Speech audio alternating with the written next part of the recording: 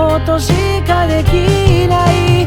笑顔で見送って会えない日々が始まって、言葉よりもずっと長い長いあといつか。寂しさはいつだって抑え込んで隠して、隣にいられるならそれでいいから。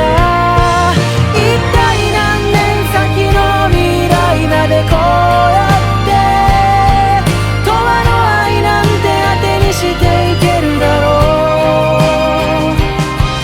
心から幸せだなんて言えるような未来を待ち焦がれて今日も一人が辛いよ。